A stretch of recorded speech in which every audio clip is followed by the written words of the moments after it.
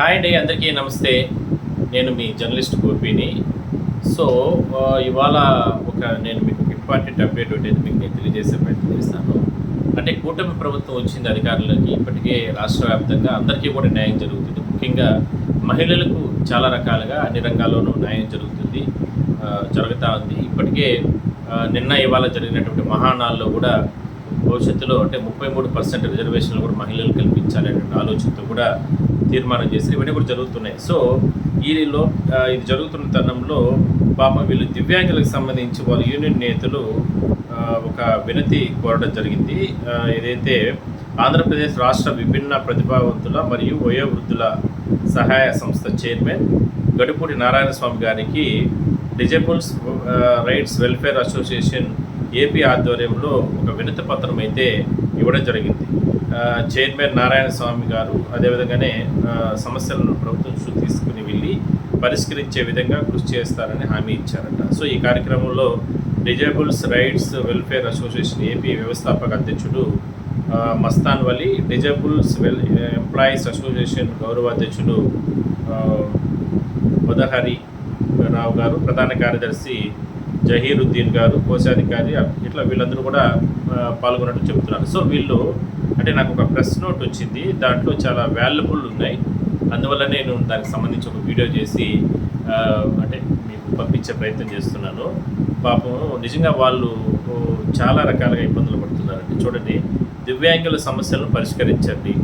Disables rights welfare association విజ్ఞప్తి: దివ్యాంగులపైన అత్యాచారాలు మరియు దాడులు జరుగుతున్న నేపథ్యంలో ఆర్పిడబ్ల్యూ యాక్ట్ 2016 ఇది చాలా వాల్యుబుల్ యాక్ట్ అండి. పాపం వీళ్ళకి ఇది ఎక్కడా కూడా పెద్దగా అమలు అవడం లేదు. ఎందుకంటే సాధారణంగా ఇప్పుడు మామూలుగా ఏ విధంగా వీళ్ళు మామూలు మహిళలు ఏ విధంగా క్షోభకు గురయ్యే అత్యాచారాలు, ఇట్లా రకరకాల ఇబ్బందులు పడుతున్నారు, వేధింపులు, లైంగిక వేధింపులు, ఇవన్నీ కూడా ఏ విధంగా జరుగుతున్నాయో అదే స్థాయిలో పాపం వీళ్ళపైన కూడా చాలా రకాలుగా వేధింపులు అనేది జరుగుతూ ఉన్నాయి.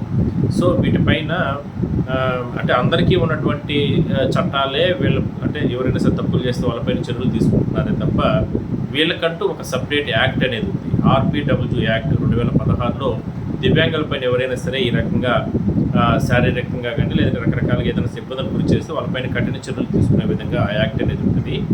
సో దానికి సంబంధించి దివ్యాంగ హక్కుల చట్టం 2016ను పరిగణలోకి తీసుకుని వచ్చే అసెంబ్లీ సమావేశాల్లో అమలు చేసి అన్ని ప్రభుత్వ కార్యాలయాల దగ్గర, సచివాలయాలు, పోలీస్ స్టేషన్ల దగ్గర దివ్యాంగుల చట్టం అనేది ఒకటి ఉందని ఫ్లెక్సీలను ఏర్పాటు చేయాలని వాళ్ళు విజ్ఞప్తి చేశారంట. నిజంగా మంచిది, ఎందుకంటే ఇప్పటివరకు కూడా చాలామందికి తెలియదు. అంటే వీళ్ళకి సపరేట్గా ఒక చట్టం ఉందని, లేదంటే దీనిపైన ఈ విధంగా ఏదైనా సరే జరిగితే అఘాయిత్యాలు కానీ మోసం అన్ని కోణాల్లో అంటే మహిళలనే కాదు, దివ్యాంగులకు సంబంధించి ఏ అంశంలో కూడా పొరపాట్లు జరిగినా, మోసపోయినా లేదా ఏ ఇబ్బందులు ఉన్నా కూడా సరే వాళ్ళకి సపరేట్గా చట్టాలు అనేది ఉన్నాయి.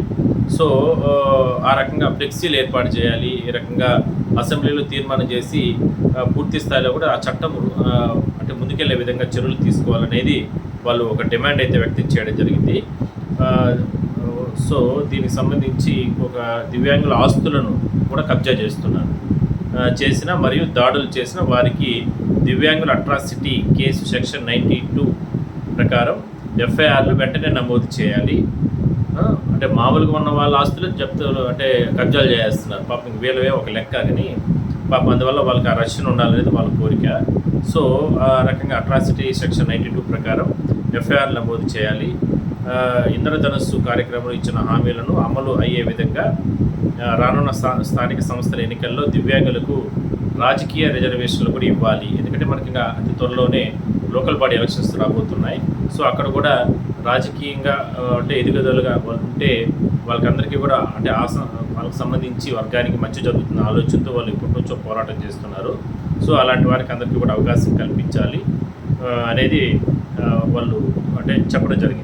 విధంగా రానున్న స్థానిక ఎన్నికల్లో దివ్యాంగులకు సంబంధించి రాజకీయ రిజర్వేషన్ కల్పించాలి. నామినేటెడ్ పోస్టుల్లో కూడా అవకాశం కల్పించాలి. ఎన్నికలే కాకుండా నామినేటెడ్ పోస్టుల్లో కూడా అవకాశం కల్పించాలి. అర్హులైన దివ్యాంగులకి ఇంటి స్థలంతో పాటు ఇల్లు కట్టించి ఇవ్వాలని, దివ్యాంగులకు వ్యాపారాలు చేసుకునేందుకు సబ్సిడీ రుణాలు అందజేయాలని, ఉద్యోగ దివ్యాంగులకు ఒక జీవో ఉంది, పాపం వాళ్ళు ఇబ్బందులు పెట్టే రకంగా కూడా జీవో నెంబర్ 77ను రద్దు చేయాలని, అన్ని ప్రభుత్వ శాఖల్లో బడ్జెట్లో దివ్యాంగులు 4% విధులను దివ్యాంగుల సంక్షేమానికి కేటాయించాలని తదితర సంస్థలకు సంబంధించి వాళ్ళు ఒక వినతి పత్రం ఇచ్చి ఫోటో కూడా నేను పైన డిస్ప్లే పోస్ట్ చేస్తాను. ఆ యూనియన్ నాయకులు వాళ్ళందరూ కూడా కోరడం జరిగింది. సో మంచిదే, ఎందుకంటే ఇలాంటివన్నీ కూడా అంటే వీళ్ళ కోసం ఏర్పాటైనటువంటి చట్టం. కానీ చట్టం మనకు ఉన్నటువంటి రాజ్యాంగాలు ఏంటంటే చట్టాలు ఏర్పడతాయి, కానీ ఆ చట్టాలు అసెంబ్లీలో చేస్తారు, పార్లమెంట్లో కూడా చేస్తూ ఉంటారు. బట్ అవి అమలయ్యే విషయంలో అధికారులు దాన్ని ముందుకు తీసుకెళ్ళరు, పాలకులు కూడా దాని గురించి పట్టించుకోరు. అంటే వీళ్ళ కోసం ఈ చట్టం చేసాం, వీళ్ళ కోసం ఈ చట్టం చేసాం, లేదంటే ఇంకొకరి కోసం ఈ చట్టం చేసాం అని చట్టాలు చేసుకున్న తర్వాత వాటిని కేవలం చట్టాలకే పరిమితం చేస్తారే తప్ప ఎక్కడ కూడా అమలు అవ్వడం లేదనేది వీళ్ళ ఆవేదన.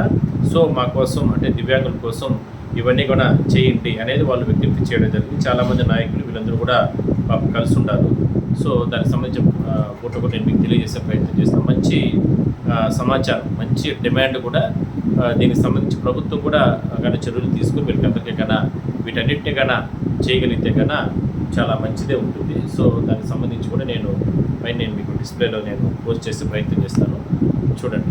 సో దివ్యాంగులకు సంబంధించినటువంటి కొంతమంది నేతలు అంటే వాళ్ళు యూనియన్ నాయకులుగా వాళ్ళు ఎన్నో రకాల కార్యక్రమాలు చేస్తూ ఉంటారు. పెన్షన్లు రాని వాళ్ళకి కానీ, పెన్షన్లు వచ్చే వాళ్ళకి కానీ, లేదా రకరకాల ఏ సమస్యలు ఉన్నాయి. సో అందులో ఎక్కువ సమస్యలు ఇవి. ఈ మెయిన్ ఇంపార్టెంట్ ఆ యూనియన్ నాయకులంతా కూడా ప్రభుత్వం దృష్టికి తీసుకెళ్లే ప్రయత్నం చేశారు. చూద్దాం ప్రభుత్వం ఎటువంటి చర్యలు తీసుకుంటారు.